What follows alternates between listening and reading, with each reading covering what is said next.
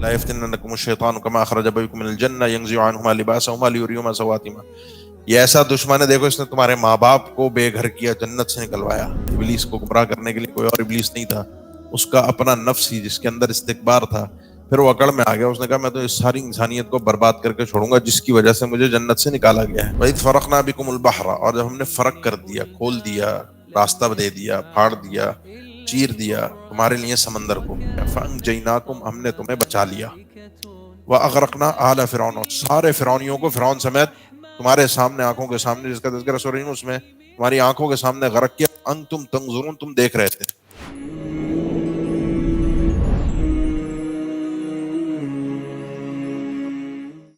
اعوذ باللہ من الشیطان الرجیم، بسم اللہ الرحمن الرحیم. وَإِذْ قُلْنَا لِلْمَلَائِكَةِ اسْجُدُوا لِآدَمَ فَسَجَدُوا إِلَّا إِبْلِيسَ أَبَى وَاسْتَكْبَرَ وَكَانَ مِنَ الْكَافِرِينَ. سورۃ البقرہ آیت نمبر 34. وَإِذْ قُلْنَا لِلْمَلَائِكَةِ اسْجُدُوا، اور یاد کیجیے اس وقت کو جب، وَإِذْ جب، قلنا ہم نے کہا، للملائکہ فرشتوں سے، اسجدوا سجدہ کرو، لآدم آدم کو، فسجدوا الا ابلیس تو سب کے سب نے سجدہ کیا ما سوائے ابلیس کے. اس نے کیوں نہیں کیا؟ ابا، اس نے انکار کر دیا سجدہ کرنے سے، اور اس کے بعد ہٹ دھرمی، واستکبرا، بہت زیادہ تکبر کیا. استکبار یہاں پر مبالغے کے معنی میں بہت ہی زیادہ اس نے اپنی بڑائی کا اظہار کیا.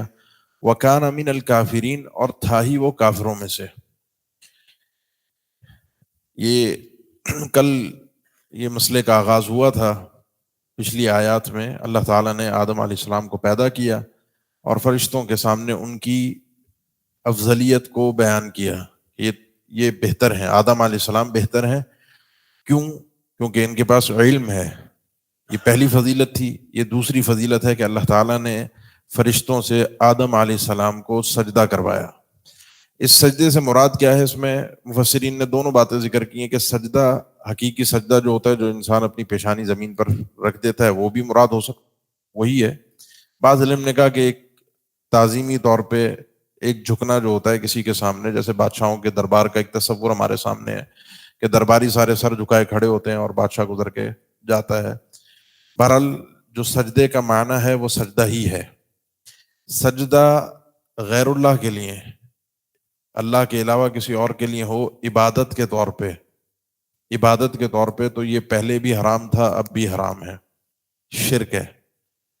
سجدہ اگر کسی کے احترام میں ہو، جیسے ہم کسی کے احترام میں محبت میں خود سے کھڑے ہوتے ہیں، ملتے ہیں خود سے، کسی اپنے بڑے کے، والد کے، والدہ کے احترام میں ان کا ماتھا چوم لیا، یہ جو احترام ہے، یہ جو عزت ہے، اس عزت اور احترام میں، تعظیم میں بڑا سمجھتے ہوئے سجدہ کر لینا کسی کو، یہ آدم علیہ السلام کو اللہ تعالیٰ نے کروایا تھا. یہ سجدہ تعظیمی کہلاتا ہے، احترام. یوسف علیہ السلام کے والدین کا اور ان کے بھائیوں کا تذکرہ ہے. البتہ ہماری شریعت میں اللہ کے نبی صلی اللہ علیہ وسلم نے فرمایا اس سجدے کی اجازت نہیں ہے. اگر ہوتی، جامع ترمذی کی حدیث ہے اور بھی دیگر کئی کتب حدیث میں، تو میں ایک خاتون کو کہتا کہ اپنے شوہر کو سجدہ کر لے، اس کے احترام میں، اس کی تعظیم میں. لیکن وہ بھی نہیں ہے، وہ بھی حرام ہے. اب یہ ذریعہ بنتا ہے شرک کا، اس لیے اس چیز کو حرام کر دیا گیا ہے. آدم علیہ السلام کو اللہ تعالیٰ نے سجدہ کروایا. یہ دوسری ان کی فضیلت اور فوقیت ذکر کی ہے فرشتوں کے سامنے. سب نے سجدہ کر لیا، سب نے مان لیا، کیونکہ فرشتوں نے اوپر ہی ذکر کیا تھا نحن نسبح بحمدک ونقدس لک. ان کی صفات میں اللہ تعالیٰ نے ذکر فرمایا سورہ تحریم میں 28ویں پارے میں کہ لا یعصون اللہ ما امرہم ویفعلون ما یؤمرون، کہ جو اللہ حکم دیتا ہے وہ نافرمانی ان کے ہاں تصور، ان کے مادے میں اللہ کی نافرمانی کا تصور نہیں ہے، اور جو اللہ کی طرف سے حکم آتا ہے اس کو پورا کرتے ہیں، سوائے ابلیس کے. ابلیس قرآن مجید میں صراحت ہے 15ویں پارے میں سورہ کہف میں ہم پڑھتے ہیں کان من الجن ففسق عن امر ربہ. یہ جنات میں سے تھا، اصل اس کی جنات تھی، جس کا ذکر قرآن مجید میں ہے کہ خلقتنی من نار وخلقتہ من طین. ابلیس نے خود کہا تھا کہ اللہ تو نے مجھے آگ سے بنایا ہے اور اس کو، آدم کو، مٹی سے پیدا کیا علیہ السلام. تو جنات آگ سے پیدا ہوئے ہیں، فرشتے نور سے پیدا ہوئے ہیں، اور انسان مٹی سے پیدا ہے. جس کی پانی اور مٹی اس کی اصل ہے، جس کا تذکرہ بار بار قرآن مجید میں آگے چل کے انشاءاللہ تفصیل کے ساتھ آتا رہے گا۔ البتہ اہل علم ذکر کرتے ہیں یہ حکم فرشتوں کے لیے تھا۔ ابلیس کیسے داخل ہو گیا؟ وہ ابلیس جس کے بارے میں پھر اہل تفسیر ذکر کرتے ہیں کہ یہ رہنا اٹھنا بیٹھنا اور اس کی عبادت، اس کا انداز، اس کا مزاج، باوجود اس کے کہ با اختیار تھا۔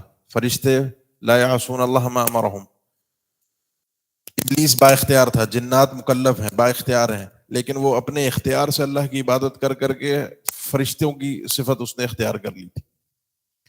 اب جب اللہ تعالیٰ نے حکم دیا کہ اس کو آدم علیہ السلام کو سجدہ کرو، وہاں اس نے انکار کر دیا، میں نہیں کر سکتا۔ وجہ دو وجوہات۔ ایک تو اللہ نے قرآن مجید میں یہاں ذکر کی ہے کہ استکبار، استکبار کہتے ہیں، یہاں پر مبالغہ ہے، یہ الف سین تا، یہ عربی گرامر کی تھوڑی سی اس کے اندر گہرائی ہے۔ بہت زیادہ اس نے اپنے آپ کو بڑا سمجھا، اور وہ بڑا سمجھنا اس نے قرآن مجید میں ہی ہے کہ یہ مٹی سے، میں آگ سے ہوں، یہ ہو نہیں سکتا کہ آگ مٹی کے سامنے زیر ہو جائے، جھک جائے، سجدے میں چلی جائے، یہ ممکن نہیں ہے، یہ ہم سے ہو نہیں پائے گا۔ یہ غلطی ہو گئی اس سے، پہلے تو اس نے سجدے سے انکار کیا۔ اس غلطی کے بعد اس نے پھر ایک اور مسئلہ یہ کیا کہ اپنی اس غلطی پر دلائل پیش کیے۔ انسان بھی، بعض انسانوں میں ہمیں ایسے ہوتے ہیں جب وہ غلطی کرتے ہیں، بعض آپ دیکھیں گے وہ غلطی کبھی مانتے نہیں ہیں اور اپنی غلطی کو ڈیفینڈ کرتے ہیں، اس کے اوپر دلائل مہیا کرتے ہیں، بلکہ بعض اوقات غلطی کو درست باور کروانے کے لیے ایک اور غلطی کرتے ہیں۔ یہ شیطانی صفت ہے۔ آگے آئے گا، آدم علیہ السلام سے بھی غلطی ہوئی تھی، اور انہوں نے غلطی کے بعد کیا کیا تھا؟ اللہ سے توبہ، اقرار کیا تھا کہ اللہ مجھ سے غلطی ہوئی ہے، وہاں اللہ کی طرف سے معافی مل گئی۔ غلطی ہو جانا بڑی بات نہیں ہوتی، جہاں انسان کے پاس اختیار ہوتا ہے وہاں غلطی ہو جانا بڑی بات نہیں ہوتی۔ غلطی کے بعد اس پر ڈٹ جانا، اکڑ جانا، یہ انسان کو برباد کر دیتا ہے۔ شیطان ہمیں تو گمراہ کرنے والا بہت زیادہ، ہماری گمراہی میں ہاتھ شیطان کا ہے، لیکن ہمارے اپنے نفس کا بھی ہے۔ اسی لیے شیطان کو اس کے اپنے نفس نے برباد کیا تھا۔ شیطان کو گمراہ کرنے کے لیے کوئی اور شیطان نہیں تھا، ابلیس کو گمراہ کرنے کے لیے کوئی اور ابلیس نہیں تھا، اس کا اپنا نفس ہی جس کے اندر استکبار تھا۔ پھر وہ اکڑ میں آ گیا، اس نے کہا میں تو اس ساری انسانیت کو برباد کر کے چھوڑوں گا جس کی وجہ سے مجھے جنت سے نکالا گیا ہے۔ اللہ نے فرمایا اللہ کی تقدیر کے فیصلوں میں وَكَانَ مِنَ الْكَافِرِينَ، وہ تھا ہی شروع سے، یہ جو عبادت کر کر کے آگے پہنچا تھا، یہ ساری ایک سجدہ نہ کرنے کی وجہ سے برباد ہو گئی۔ جتنی عبادات اس نے کر کر کے اپنے آپ کو فرشتہ صفت ثابت کیا تھا، ایک سجدہ نہ کرنے سے وہ برباد ہو گئی۔ وہ ایک سجدے کا مسئلہ نہیں ہے، وہ اللہ کے سامنے اکڑنے کا مسئلہ تھا، اصل اللہ کی نہ ماننے کا مسئلہ تھا۔ تو اللہ ہمیں ان صفات سے محفوظ رکھے۔ اس کے بعد اللہ تعالیٰ نے فرمایا وَقُلْنَا یا آدم اسکن انت وزوجک الجنہ، آدم علیہ السلام ان کی بیوی پیدا ہو گئے، بن گئے، سجدہ کروا دیا گیا۔ اب یہ تیسرا اعزاز ہے کہ اللہ تعالیٰ نے ان کو جنت میں رکھا۔ ہم نے کہا اے آدم اسکن، رہو تم، سکونت اختیار کرو، اور اردو میں بھی لفظ استعمال ہوتا ہے، انت وزوجک الجنہ، آپ بھی اور آپ کی بیوی بھی جنت میں، وَكُلَا مِنْهَا رَغَدًا حَيْثُ شِئْتُمَا، اور کھاؤ تم دونوں، وَكُلَا، اور کھاؤ تم دونوں، منہا، اس جنت میں سے، رغدن، جتنا دل چاہے، اس کو کہتے ہیں رزقاً واسعاً، جتنا ہو سکے، جو جہاں سے جو مرضی ہے کھاؤ، حیث شئتما، جہاں سے تمہارا دل چاہے، پوری جنت تمہاری ہے، جو دل چاہے کھاؤ، لیکن ولا تقربا هذه الشجرہ، اس ایک درخت کے قریب مت جانا، نہ قریب ہونا اس ایک درخت کے، فتکونا من الظالمین، اگر ہو گئے اس درخت کے قریب تو تم ہو جاؤ گے ظالموں میں سے۔ ظالم وہ ہوتا ہے جو اللہ کی نافرمانی کرتا ہے۔ جنت یہ اللہ نے فضیلت دی، رہو کھاؤ پیو، بس ایک درخت کے قریب مت جانا۔ حالانکہ اس درخت کو کھانے سے منع کیا تھا، کیونکہ آگے ہے کہ فَأَكَلَا مِنْهَا، انہوں نے اس درخت کو جب کھایا، جب اس نعمتوں سے جنت کی محروم ہو گئے۔ اللہ تعالیٰ نے پابندی بطور امتحان کے لگائی تھی، اور انسان کی اب یہ فطرت بن گئی۔ آدم علیہ السلام کی جو جو چیزوں میں آپ دیکھیں گے نا، وہ انسان کی فطرت ہے، ایک چلی آ رہی ہے ہماری جینز میں۔ جس چیز سے روکا جاتا ہے انسان اسی کے قریب جاتا ہے، چیز چھپا کے رکھی جائے اسی کا تجسس ہوتا ہے، اس کے اندر کیا ہے، اسی کی تلاش میں انسان لگ جاتا ہے کہ اس کے اندر کیا ہے، وہ ڈھونڈوں، وہ تلاش کروں۔ تو تجسس اب وہ اللہ نے منع کر دیا، وہ رہتے رہے، قریب مت جانا۔ اور یہ تعبیر پورے قرآن میں آپ کو ملے گی کہ گناہوں کے قریب جانے سے اللہ تعالیٰ نے منع کیا ہوتا ہے۔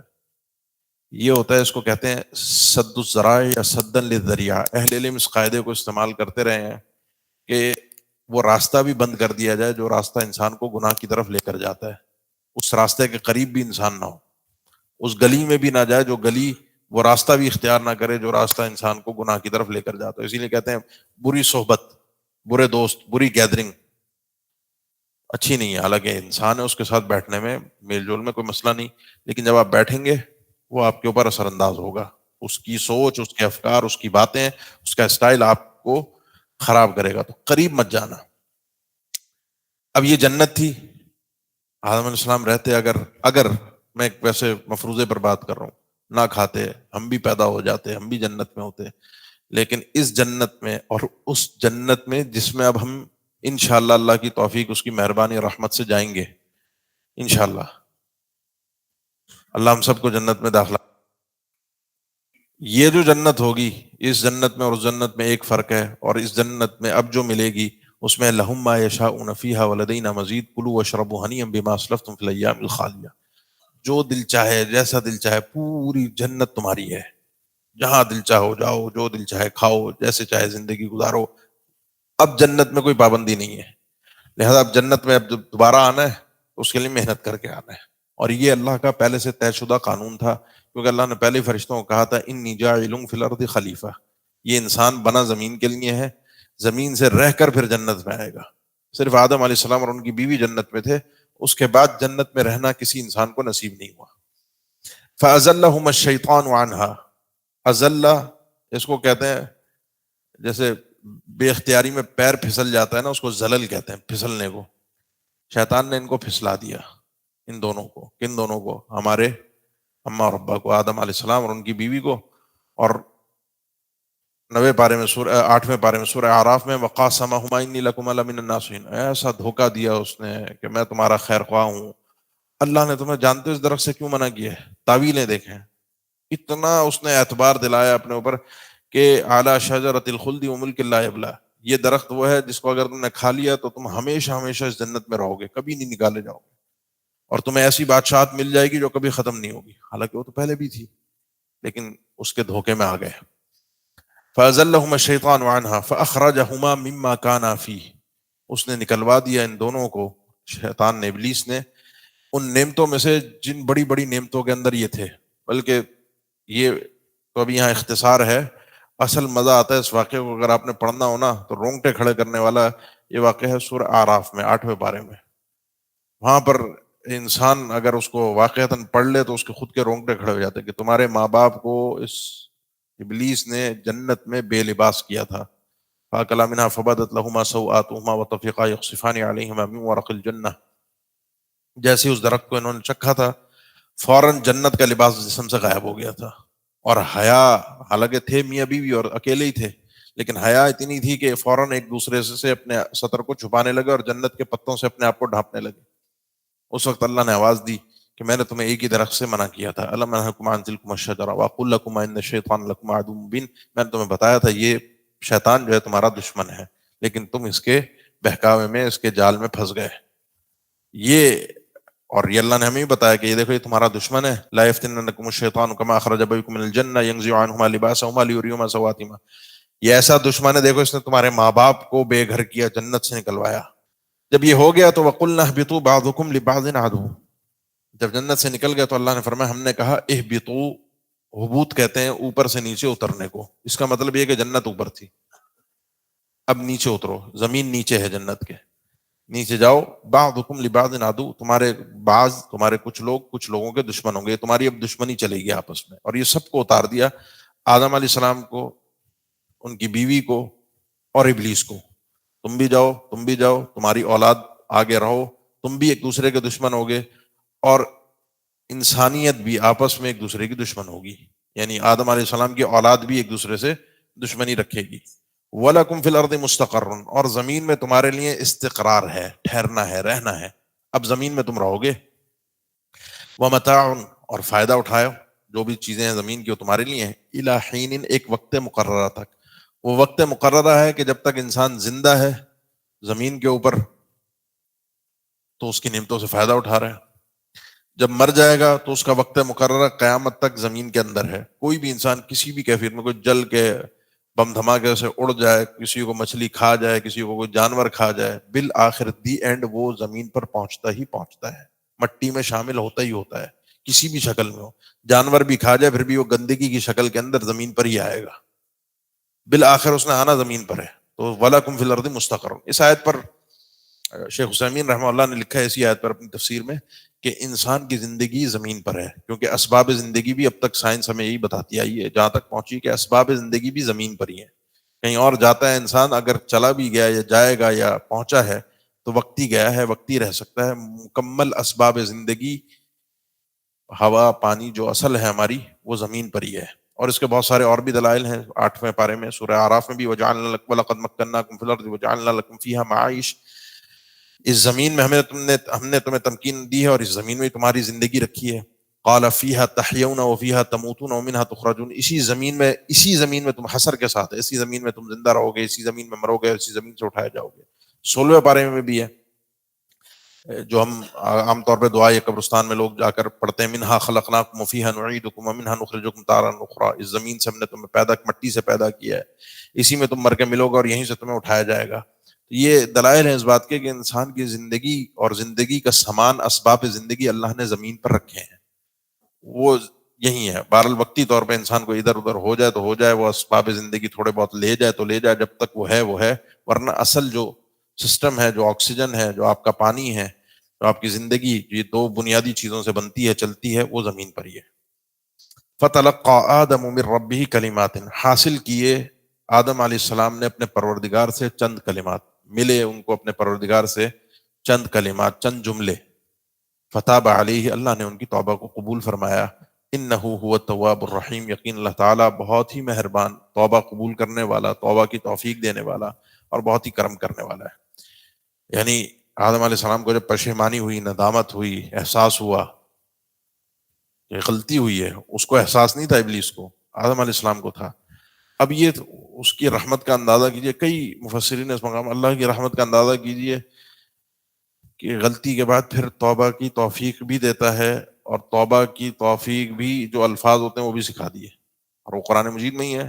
قال ربنا ظلمنا انفسنا وان لم تغفر لنا وترحمنا لنكونن من الخاسرین، اللہ ہم نے خود ظلم کیا ہے، ہم مانتے ہیں ہماری غلطی ہے، اگر تیری طرف سے مغفرت حاصل نہ ہو، رحمت نہ مل سکی تو ہم برباد ہو جائیں گے.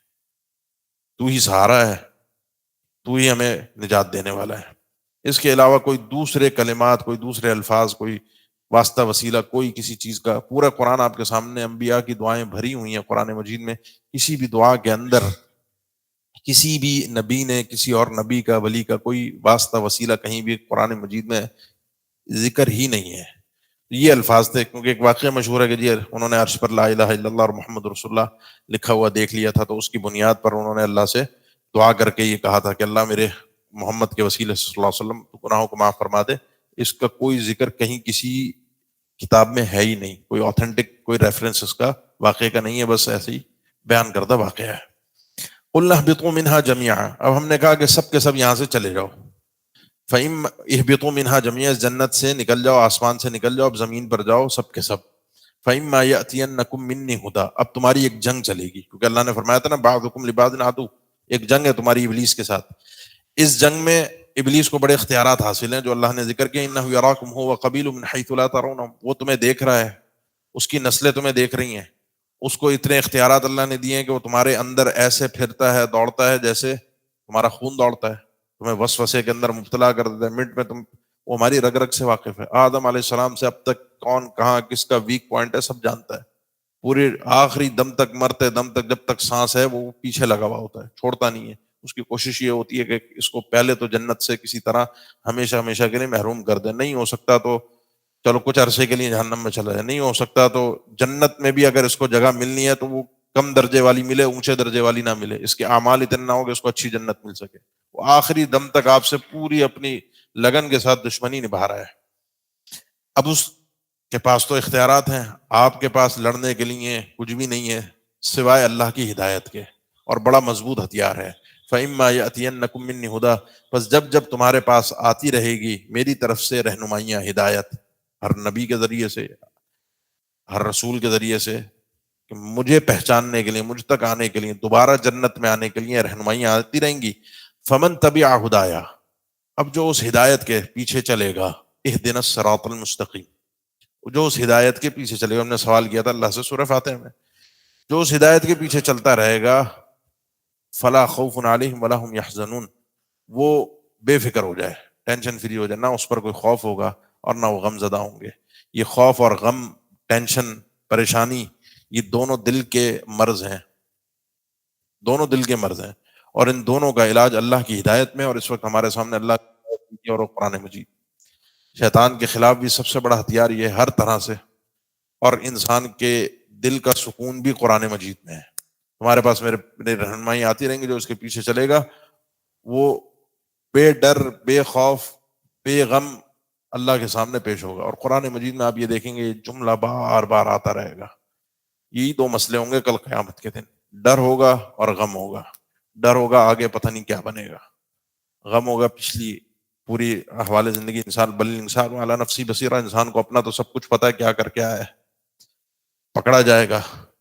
تو اگر وہ اچھی زندگی گزار کے آیا ہے تو بے فکر رہے. اللہ کے نبی صلی اللہ علیہ وسلم فرمایا، اللہ تعالیٰ فرماتا ہے میں اپنے بندے پر دو خوف اور دو امن کبھی اکٹھے نہیں ہونے دوں گا. اگر یہاں پر وہ امن میں رہا، مجھ سے ڈرا نہیں، وہاں ڈرے گا. یہاں اگر ڈر گیا تو وہاں بے فکر ہو کے رہے گا کل قیامت کے دن. تو دونوں جگہوں پہ ڈر ہو یہ ممکن نہیں ہے، دونوں جگہوں پر انسان ٹینشن فری ہو یہ بھی نہیں ہے. یہاں کی ٹینشن وہاں کی آزادی ہے، اور ٹینشن کیا؟ آخرت کی، آخرت کا ہم، آخرت کی کامیابی کا غم. والذین کفروا وکذبوا بآیاتنا، وہ لوگ جنہوں نے کفر کیا اور ہماری آیات کی تکذیب کی، انکار کیا، جھٹلایا، یعنی ہماری ہدایت آتی رہے گی نہیں مانی، نہیں تسلیم کیا. اولئک اصحاب النار، یہ اب جہنم میں جائیں گے شیطان کے ساتھ، ابلیس کے ساتھ. ہم فیہا خالدون، یعنی اس میں ہمیشہ رہیں گے. یہ ہو گئی بات آدم علیہ السلام کی، ان کے جنت میں جانے کی، ان کے جنت سے زمین پر آنے کی. زمین پر آنے کے بعد اللہ تعالیٰ نے ایک بات کی تھی، انی جاعل فی الارض خلیفہ، اس زمین پر اللہ کا نظام قائم کرنے کے لیے لوگ آئیں گے جو با اختیار اللہ کا نظام قائم کریں گے. اگلی آیت سے وہ سارا سسٹم شروع ہو رہا ہے. اور دو مثالیں آپ کے سامنے، ایک بنی اسرائیل کی جن کو اللہ تعالیٰ نے عزت دی، احترام دیا، توقیر دی، ہدایت بھی آئی، لیکن انہوں نے اللہ کے نظام کے ساتھ جو کیا وہ آپ پڑھیں گے. مسلمانوں کا پھر آگے اس کے بعد تذکرہ آئے گا کہ یہ چیز اب اللہ تعالیٰ نے مسلمانوں کو دی ہے. اور اللہ کا لاڈلا کوئی بھی نہیں ہے، چہیتا کوئی بھی نہیں ہے. یعنی میں نے کلمہ پڑھا، میں مسلمان ہوں، میں اللہ کے نبی صلی اللہ علیہ وسلم کا امتی ہوں، تو اس بنیاد پہ میں بخش دیا جاؤں گا. یہ یہودیوں والا خیال، تصور ممکن نہیں ہے بارگاہ الہی میں کہ ہم اللہ کے لاڈلے، نحن ابناء اللہ واحباؤہ، ہم اللہ کے لاڈلے اور چہیتے ہیں. ایسی بارگاہ الہی میں کسی کی نہیں چلتی.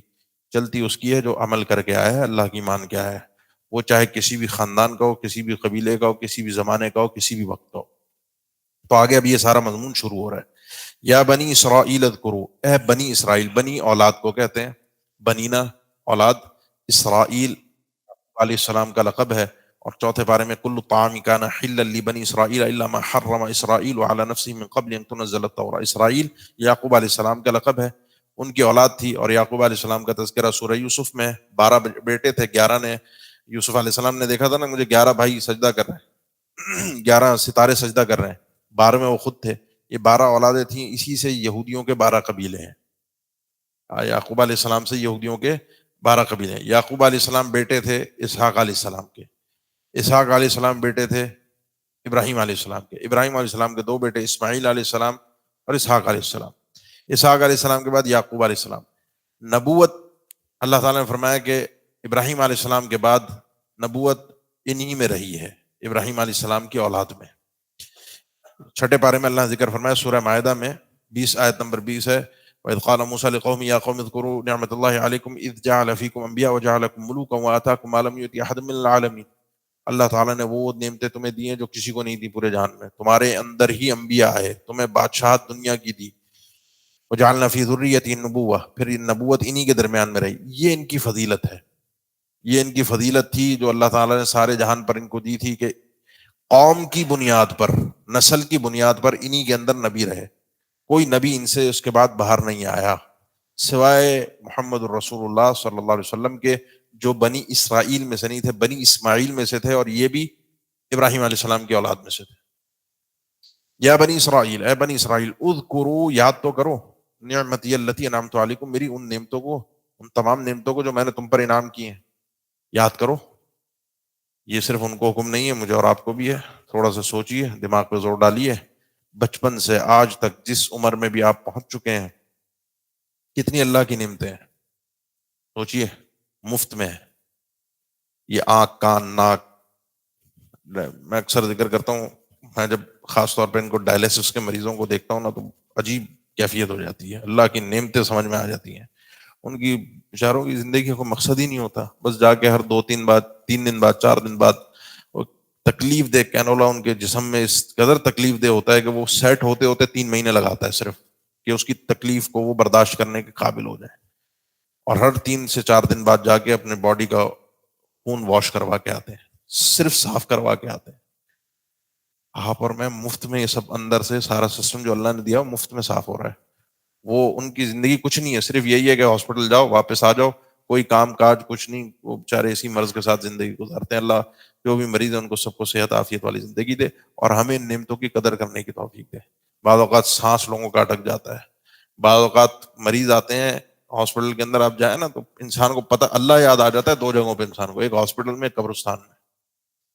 کوئی مریض آ رہا ہوتا ہے کہ اس کا پیشاب رک گیا اور تڑپ رہا ہوتا ہے، یعنی کتنی بڑی اللہ کی نعمت ہے کہ مطلب ہم جا کے سکون سے اس معاملے کو کر کے آتے ہیں، احساس نہیں ہوتا اس وقت۔ تو اذکروا نعمتی التی، اب یہ بات وہی ہے نا کہ وہ فہرست میں بیٹھ جائیں یاد کرنے تو زندگی ختم ہو جائے۔ اللہ کی وَإِن تَعُدُّوا نِعْمَتَ اللَّهِ لَا تُحْصُوهَا، اللہ کی نعمتوں کو گننے بیٹھو کہ شمار ہی نہیں کر سکتے، اور نعمتیں ہی نعمتیں، پوری زندگی اللہ کی نعمت ہے۔ لیکن ان الانسان لربہ لکنود، انسان کی صفت اللہ تعالیٰ نے قرآن مجید میں بیان کی، انسان کنود ہے۔ حسن بصری رحمہ اللہ فرماتے ہیں کنود وہ ہوتا ہے الذی یعد المصائب وینسى النعم، جو مصیبتیں تو گن گن کے رکھتا ہے، اللہ کی دی ہوئی نعمتوں کو بھول جاتا ہے۔ اللہ کے ساتھ انسان ایسا کنود ہے کہ اللہ کی نعمتیں یاد نہیں ہوتی، پریشانیاں مصیبتیں ایک ایک گن گن کے اس نے رکھی ہوئی ہوتی ہیں۔ تو اذکروا نعمتی التی انعمت، تو اللہ نے ہم پر جو انعامات کیے ان کو یاد تو کریں۔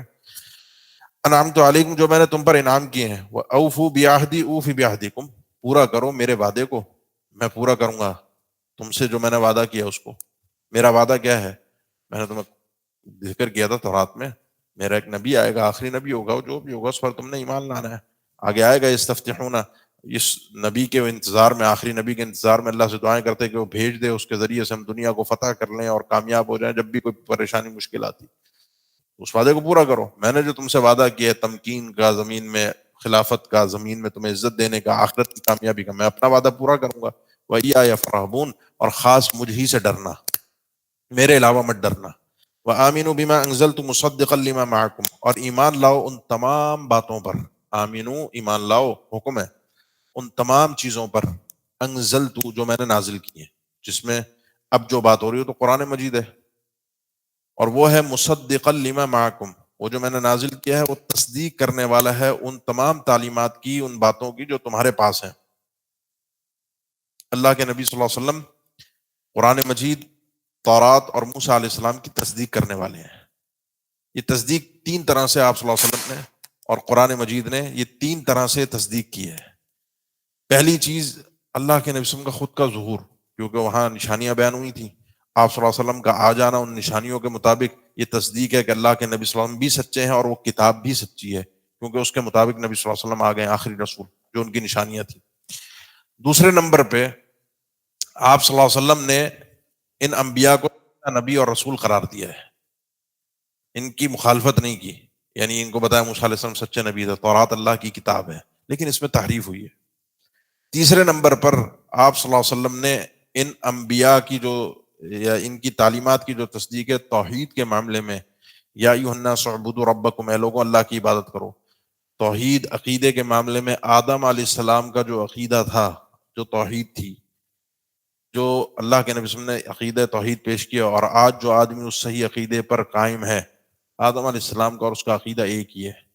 انبیاء کا عقیدہ کہیں بھی کسی زمانے میں تبدیل نہیں ہوا، اور عقیدے میں کوئی نسخ واقع نہیں ہوا کہ اس کو تبدیل کیا گیا ہو، چینج کیا ہو، عقیدے کو، ایمان کو، وہ اسی طرح سے چلتا ہوا آیا ہے۔ تو یہ 3 انداز میں تصدیق ہے۔ وَلَا تَكُونُوا أَوَّلَ كَافِرٍ بِهِ، اور نہ ہو جاؤ پہلے اس کا انکار کرنے والے. کس کا؟ اللہ کے نبی صلی اللہ علیہ وسلم کا یا قرآن مجید کا؟ یہ بات تو ایک ہی ہے. پہلے انکار کرنے والے نہ ہو جاؤ، کیونکہ مدینہ کے اندر آ کر جو اہل علم و فضل تھے وہ یہ تھے. اس سے پہلے مشرکین سے جو بات ہوئی آگے اس صورت میں ہی آئے گا، وہ مشرکین پڑھے لکھے نہیں تھے. ان کی عرب میں یہود کی ایک ڈھاک تھی کہ یہ پڑھے لکھے لوگ ہیں، یہ اہل علم ہیں، یہ جو بات کہتے ہیں جو کرتے ہیں لوگ ان کے بات کا احترام کرتے ہیں. تو تم جو ہے مدینہ کے اندر یہود کو جب دعوت دی گئی، تم جو سامنے ہو، اگر تم نے پہلا کفر کیا تو لوگ تمہارے نقش قدم پر چلیں گے. اس کا معنی نہیں ہے کہ پہلے نہ کرو بعد میں کر لینا. معنی یہ ہے کہ اللہ کے نبی صلی اللہ علیہ وسلم کا جو فرمان ہے نا، کچھ لوگ مفتاح خیر ہوتے ہیں اور کچھ مفتاح للشر ہوتے ہیں. مغلاق یہ پہلا کام کرنے والا، کوئی نیکی کا دروازہ پہل کر دیتا ہے، اس کے پیچھے جو اس کے پیچھے دیکھا دیکھی کرتا ہے اس کو نیکیوں کا اجر ملتا جاتا ہے. کوئی کفر میں پہل کر دیتا ہے، انکار میں کفر پہل کر دیتا ہے. کوئی گناہوں کا نیا آئیڈیا لے کر آتا ہے، نئے آئیڈیا ایجاد ہوتے ہیں نا، کوئی نیکیوں کے لیے آئیڈیا لے کر آتا ہے اور نیکی کا کوئی نیا انداز اور اسلوب لوگوں کے سامنے رکھتا ہے، اور کوئی برائی کا نیا انداز اور اسلوب لے کر اب اس کے پیچھے جو چلتے ہیں، نیکی ہو تو اس کے لیے نیکیاں ہیں، برائی ہو تو اس کے لیے برائی ہے. تو پہلے مت کرنا، ورنہ سب کی گناہوں کا برائیوں کا تمہارے سر پہ وبال آئے گا. جس طرح کہ آدم علیہ السلام کے بیٹے کے متعلق آتا ہے، جس نے قتل کیا تھا اپنے بھائی کو. اب دنیا میں جو بھی قتل ہوتا ہے، انسان کو قتل نام کی چیز متعارف کرانے والا وہ آدمی تھا کہ اپنے دشمن کو اس طریقے سے ختم کیا جا سکتا ہے، مارا جا سکتا ہے. ہم پیدا ہوتے ہیں، بڑے ہوتے ہیں، شعور آتا ہے، خبروں میں سنتے ہیں، دیکھتے ہیں، آہستہ آہستہ جی قتل ہو گیا، پتہ لگ گیا کہ یہ ہوتا ہے معاملہ. یہ سارا چیز سلسلہ پیچھے تک آپ لیتے جائیں تو آدم علیہ السلام کے بیٹے تک پہنچے گا. اس نے دنیا میں ایجاد کیا تھا، دنیا والوں کو بتایا تھا. وَلَا تَشْتَرُوا بِآيَاتِي ثَمَنًا قَلِيلًا، میری آیات کو تھوڑی قیمت کے بدلے مت بیچ ڈالنا. وَلَا تَشْتَرُوا، مت بیچ ڈالنا، بِآيَاتِي، میری آیات کو، ثَمَنًا قَلِيلًا، تھوڑی سی قیمت کے بدلے میں. میری آیات سے مراد تورات تھی. تورات کو یہ تورات سے مراد دین کو فروخت مت کرنا. دین کی فروخت کیا ہے؟ تھوڑی قیمت کے بدلے. اس کے معنی نہیں ہے کہ زیادہ قیمت کے بدلے ریٹ زیادہ لگے تو بیچ ڈالو، نہیں. پوری دنیا بھی مل جائے، ایسا ابن کثیر، ابن جریر سب نے لکھا، پوری دنیا بھی اللہ کی آیات کے سامنے ثمن قلیل ہے، بہت تھوڑی قیمت ہے. پوری دنیا بھی کوئی پلیٹ میں رکھ کر دے دے سونا ساری زمین کا اور حق کو بدلنے کے لیے کہہ دے، کبھی بھی مت کرنا. تو میری آیات کو بیچنا مت، یعنی اللہ کے نبی کی جو صفات ہیں اس حق کو تبدیل مت کرنا اپنی ریاست کی خاطر، اپنے بڑے پن کی خاطر، کہ ہماری بنی اسرائیل میں سے نبوت نکل کے بنی اسماعیل میں کیسے چلی گئی. ان کو مارا اسی چیز نے، حسد نے. جو حسد ابلیس کو ہوا تھا وہی حسد ان کو ہوا، اور یہ بھی اسی مرض کی وجہ سے مارے گئے. وَإِيَّايَ فَاتَّقُونَ، اور خاص مجھ ہی سے ڈرنا. ان چیزوں کے اندر اللہ سامنے ہو، باقی اپنا نفس اگر انسان نے پیچھے کر دیا، اپنی خواہشات، اپنی سوچ، تو انسان وہ کامیاب ہے.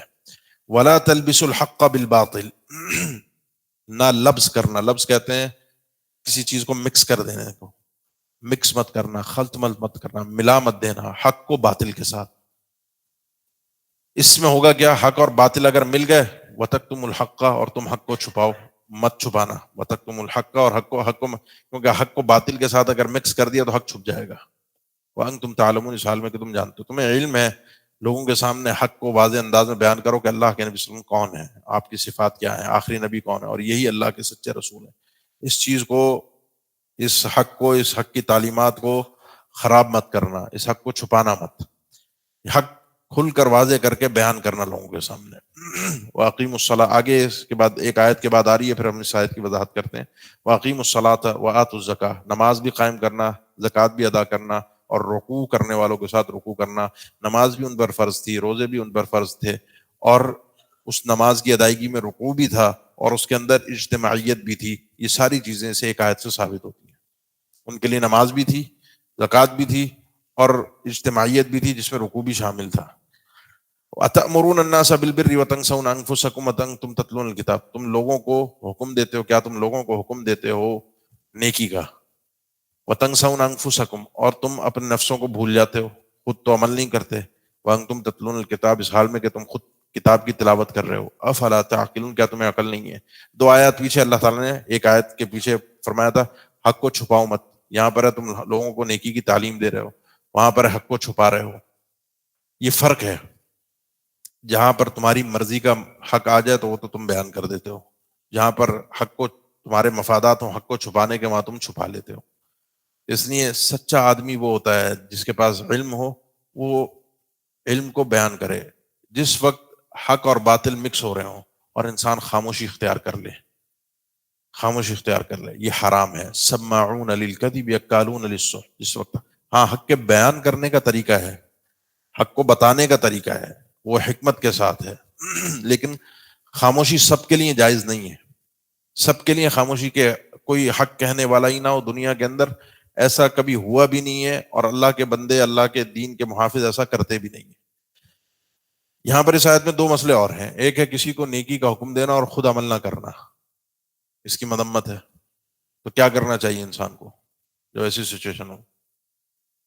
خود عمل کرنا چاہیے۔ لوگ بعض لوگ یہ تصور سمجھتے ہیں کہ جی جو خود عمل نہ کر رہا وہ نیکی کا بھی حکم نہ دے۔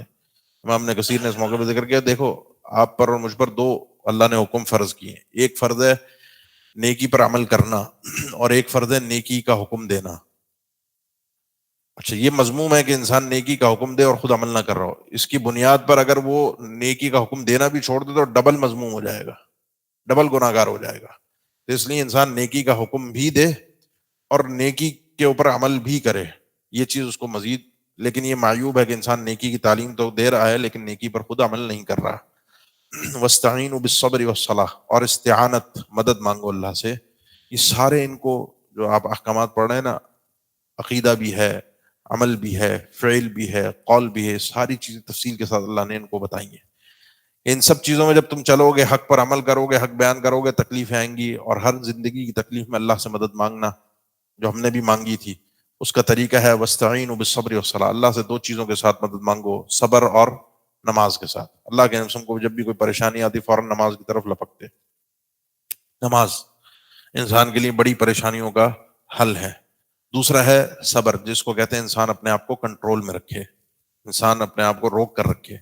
یہ دو چیزیں جس آدمی نے کر لیں اس کی زندگی پرسکون ہو جاتی ہے، اس کو اللہ کی مدد حاصل ہو جاتی ہے۔ وَمَن يَتَصَبَّرْ يُصَبِّرُ اللَّهُ، صبر کی ایکسرسائز کرنی پڑتی ہے، سیکھنا پڑتا ہے، کنٹرول کرنا پڑتا ہے۔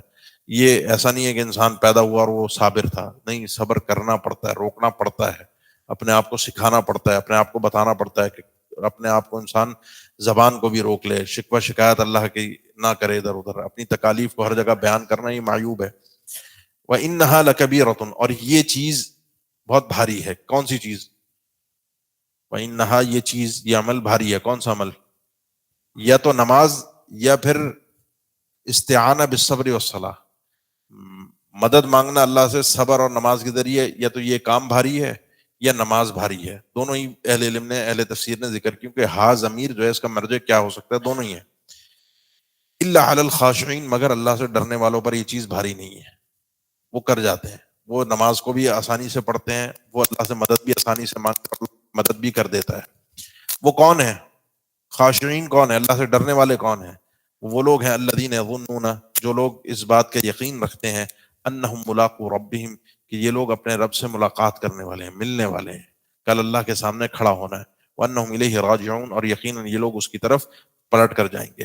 جس آدمی کے دل و دماغ میں تصور ہوتا ہے نا، بعض اوقات میں ذکر کروں، کبھی خیال آتا ہے کسی سے دشمنی کا، کسی سے بدلہ لینے کا، کسی کو جواب دینے کا، کسی سے لڑنے کا، پھر خیال آتا ہے کہ اس دنیا وقتی ہے، فانی ہے، کل سب نے اللہ کے سامنے کھڑا ہونا، اس نے بھی کھڑا ہونا ہے، میں نے بھی کھڑا ہونا ہے۔ اور خواہش اتنی ہوتی ہے کہ اللہ اس کو بھی، مجھے بھی، ہم کو دلوں سے ہمارے جو کینہ ہے، جو ایک دوسرے کی مخالفت ہے، وہ نکال کے جنت میں اکٹھا کر دے، کیونکہ کوئی بھی شخص میری وجہ سے جہنم میں جائے، میں اتنا بس ذہن میں رکھوں، یہ چیز اللہ کے نبی صلی اللہ علیہ وسلم کی زندگی کا مقصد نہیں تھا کہ کوئی بھی شخص جہنم میں جائے۔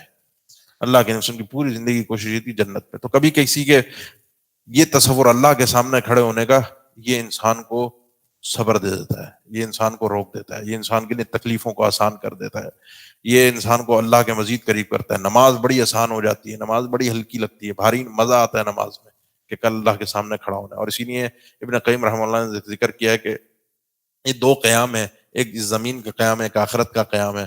جو اس زمین کے قیام میں کھڑا ہو گیا اللہ کے سامنے نماز میں، اس کے لیے کل کا قیام اللہ کے سامنے کھڑا ہونا آسان ہو جائے گا۔ یا بنی اسرائیل اذکروا نعمتی التی، اسی بات کا پھر اعادہ ہے، اے بنی اسرائیل، یعقوب علیہ السلام کی اولاد یہود و نصارہ دونوں ہیں، لیکن یہاں یہودی خاص مراد ہیں۔ اذکروا نعمتی التی انعمت علیکم، میری ان نعمتوں کو ذرا یاد تو کرو جو میں نے تم پر انعام کی ہیں۔ وَأَنِّي فَضَّلْتُكُمْ عَلَى الْعَالَمِينَ، اور میں نے تمہیں فضیلت دی، فوقیت دی، علی العالمین، سارے جہان کے لوگوں پر، ساری انسانیت پر تمہیں فوقیت تھی. اور وہ کس طرح میں نے ذکر کر دیا، تمہیں میں انبیاء آئے، تمہیں میں رسول آئے، تمہارے اندر ہی آگے سلسلے چلے، کتابیں بھی تمہارے اندر نازل ہوئی، بادشاہت بھی تمہیں دی، حکومت بھی تمہیں دی، تمہیں ایک علم سے اللہ نے نواز دیا، اس کے تقاضے تھے، اس کو پورا کرتے. اب اس بنیاد پر تم فخر میں مبتلا ہو گئے کہ ہم تو اللہ کے لاڈلے اور چہیتے ہیں، 12 قبیلے ہیں، بس یہی جنت میں جائیں گے، باقی تو سارے انسان بھیڑ بکریاں ہماری خدمت کے لیے پیدا ہوئے ہیں، یہ سب ہمارے نوکر ہیں. نحن ابناء اللہ واحبہ. اللہ نے آگے اس کے بعد اسی لیے ان کو ذکر کیا کہ تم بھی سن لو اور ہم بھی سن لیں. واتقوا یوما، اس دن سے ڈرنا، یہود تم بھی ہے، مسلمانوں تم بھی، کیونکہ اس دن قوم قبیلے نسب کی بنیاد پر کامیابی نہیں ہوگی. اس دن سے ڈرنا، لا تجزی نفس عن نفس شیئا، جس دن کوئی فائدہ نہیں دے سکے گا، کوئی بدلہ نہیں دے سکے گا کوئی بھی نفس، کوئی بھی انسان کسی دوسرے انسان سے کچھ بھی کوئی دوسرے انسان کو کوئی فائدہ نہیں پہنچا سکتا، کوئی ایک نیکی بھی کسی کو نہیں دے سکتا. ولا يقبل منها شفاعہ، اور نہ ہی اس نفس کے متعلق کوئی شفاعت، کوئی سفارش قبول کی جائے گی. ولا يؤخذ منها عدل، اور نہ ہی اس سے کوئی فدیہ قبول کیا جائے گا، کوئی بدلہ. ولا هم ينصرون، اور نہ ہی وہ مدد کیے جائیں گے. یہی 4 راستے ہوتے ہیں دنیا کے اندر. انسان کہیں ٹینشن میں، مصیبت میں پھنس جائے نا، تو اس کے ذہن میں آتا ہے کوئی واسطہ، تعلق، کوئی وہ سفارش کر دے، کوئی اب میرے ساتھ چل کے میرا مسئلہ حل کرا دے. چلو وہ نہیں ہو رہا تو کوئی پیسوں سے مسئلہ حل ہو جائے، رشوت سے مسئلہ حل ہو جائے، نہیں تو کوئی اللہ کی طرف سے کوئی خاص مدد آ جائے. جو بھی دنیا میں جی رہے ہیں وہ ان 4 راستوں میں ہی اپنے مسئلے کو حل کرنے کی کوشش کریں. اللہ نے فرمایا کل قیامت کے دن یہ 4 راستے بند ہیں، کوئی کسی کا کام ذرہ برابر بھی نہیں آ سکتا. فما لنا من شافعین ولا صدیق حمیم، نہ کوئی سفارش کر سکنے والا ہوگا، نہ کوئی دوست ہوگا جو کوئی آ کے تعلق والا کوئی اپنی نیکی دے دے. ہاں سفارش تو ہوگی، شفاعت ہوگی، لیکن اس کے پورے ضابطے ہیں، انشاءاللہ ہم اپنے وقت پر ذکر کریں گے شفاعت کے، سفارش کے کیا ضابطے ہیں، کیسے قبول ہوتی ہے، اور اللہ نے کیوں رکھی ہے شفاعت.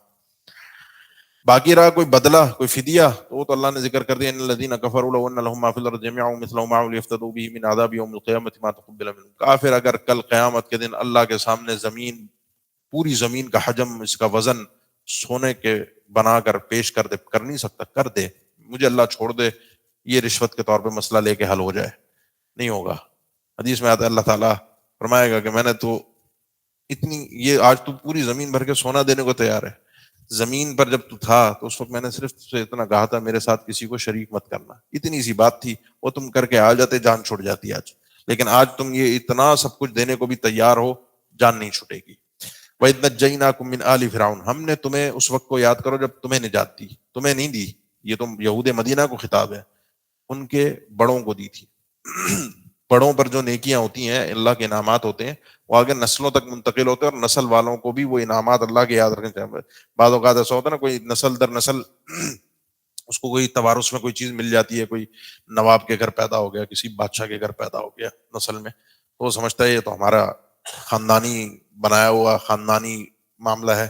خاندانی تو ہے لیکن انعام ہے اللہ کا، تمہارے بڑوں پر اللہ نے انعام کیا تھا، تو تمہارے بڑوں پر اللہ نے انعام کیا تھا، جب وہ بچ گئے تھے تو تم بھی اسی لیے پیدا ہو گئے.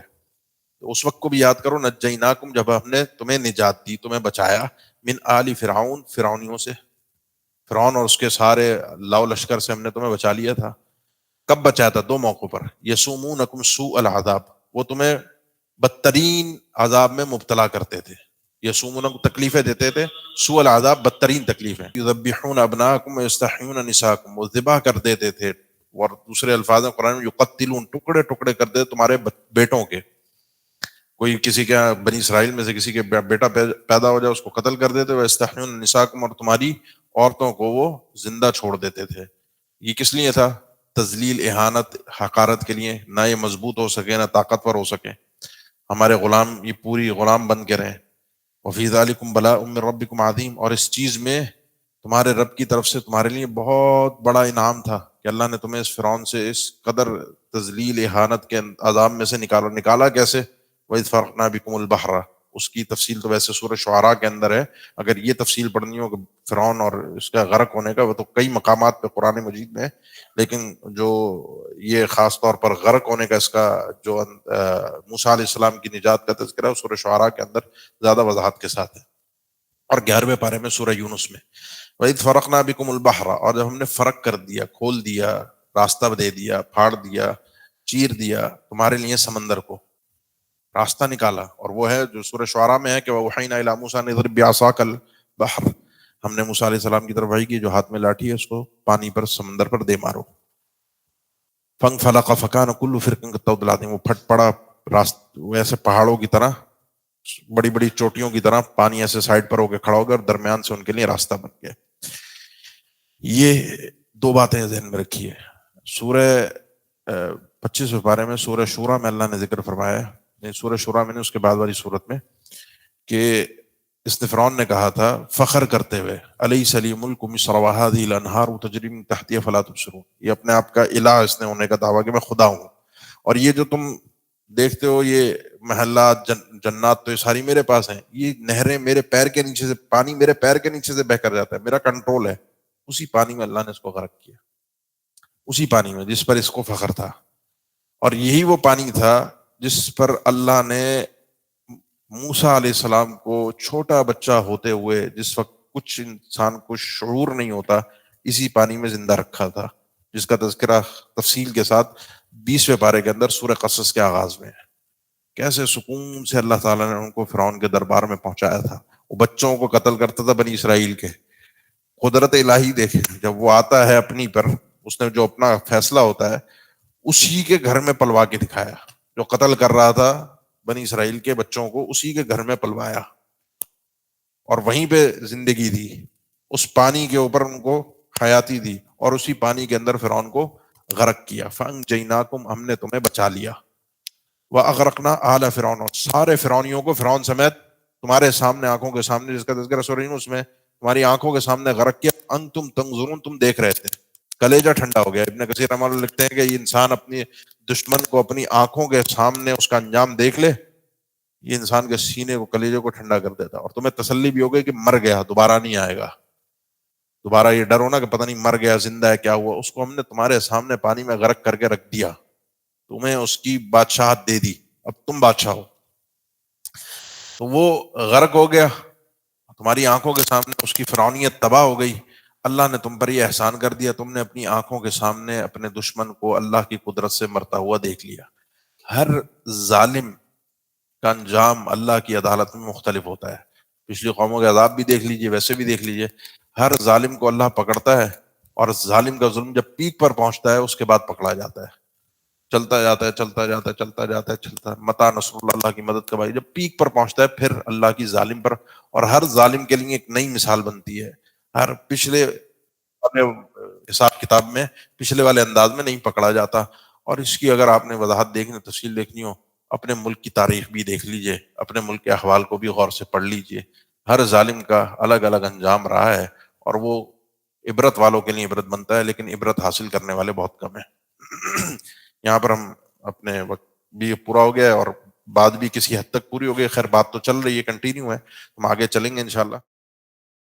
اللہ تعالیٰ جب بھی کوئی انعام کرے، اکرام کرے، خصوصی اپنا فضل کرے، انسان کو اپنے وجود سے، اپنی زبان سے اللہ کا شکر ادا کرنا چاہیے۔ ولا خوف علیہم ولا هم يحزنون، یہ جو آگے اجر و ثواب مل رہا ہے یہ سب کے لیے نہیں ہے، یعنی آج ایک تصور پیش کیا جاتا ہے کہ جی سب دین آج بھی برابر ہیں اور ہر شخص اپنے اپنے حساب سے صحیح انداز سے چل رہا ہے، اگر کوئی یہودی عیسائی بھی ہے تو وہ ہم اس کو غلط نہیں کہہ سکتے۔ اللہ کے نبی صلی اللہ علیہ وسلم کا فرمان ہے، صحیح مسلم میں صحیح حدیث ہے کہ اس ذات کی قسم جس کے ہاتھ میں میرے جان ہے کہ کسی بھی یہودی عیسائی تک لا يسمع بی یہودی ولا نصرانی، کسی بھی یہودی عیسائی تک میرے بارے میں اطلاع پہنچے کہ میں اللہ کا رسول اور آخری پیغمبر آ چکا ہوں اور وہ مجھ پر ایمان نہیں لائے تو وہ جہنم میں جائے گا، جنت میں نہیں جا سکتا۔ انسان کا رونا، اپنے گناہ پر شرمسار ہو جانا، زبان سے کچھ نہ بھی کہنا، یہ بھی اس کی توبہ ہو جاتی ہے۔ عیسیٰ علیہ السلام نے کہا کہ قال عیسی ابن مریم اللہم ربنا انزل علینا مائدۃ من السماء، اللہ آسمان سے یہ مائدہ نازل ہو جائے، دسترخوان نازل ہو جائے، ہم کھائیں پیئیں اور خوشی والی زندگی گزاریں۔ اللہ نے فرمایا کہ نازل کرنا مسئلہ نہیں ہے، لیکن اس مائدہ کے بعد اگر کسی نے کفر کیا، ناشکری کی، تو اس کو وہ عذاب دوں گا جو عذاب پورے جہان میں کسی کو نہیں دیا ہوگا، اس کی کوئی مثال نہیں مل سکے گی۔